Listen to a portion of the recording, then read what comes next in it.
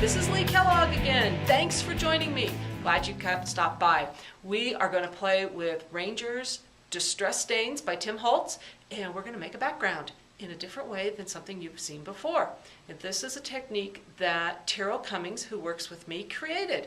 So enjoy. So let's get started.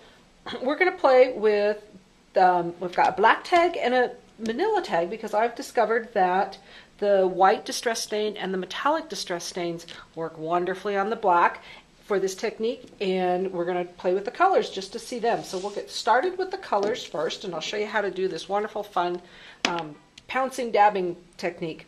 We're just going to smack it down on the tag.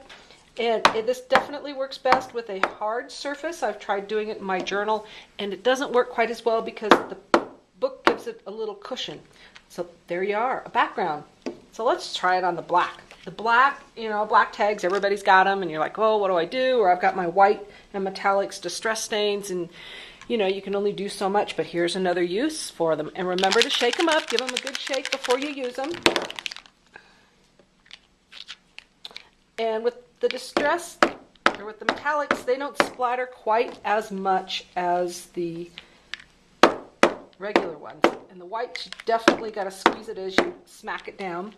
And that works really well. And retrieve my bronze from the floor. And I find the bronze doesn't splatter very well, but it does do a little bit, and you sort of need the accent to go with it. So there you are. Splatter technique with distress stains. Have fun. And I'm going to show you some samples here next. Here are a couple of samples of tags that I made the other day using this technique. And this one I used a couple of the oranges and then used a flower center to create flowers for happy birthday tag. And others you just stamp over them, carry on as you normally would. These are a couple of tag books that I made yesterday using the splatter technique. And this one I call Black and Tan, and I glued the large number 12 tags together that I splattered with the metallic distress stains and the white. You could also call it Attack of the Seagulls if you want. And made pockets using craft tags. So it's another, once again, those two colors that sometimes you might have in your stash and you're not too sure how to use them. Here's a couple of ways to make a fun little book that you can start adding embellishments to, or zentangling or drawing on, whatever you want to do.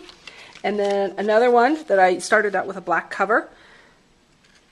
And these are on the smaller number 10 size. And you can see we also did some of the traditional Diane Revelry dilution sprays, but on the background we've got our pouncing techniques and tags and little pockets, and we just went hog wild with the little pouncing and the stenciling. We combined them for a real fun technique. It's just a fun, lively little technique. So go out, have fun, pull out those distress stains, and make something.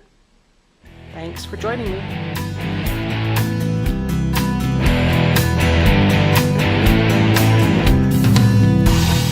You're at your best when you're the star with the cameras rolling. But there are no more leading roles. Your star is fading.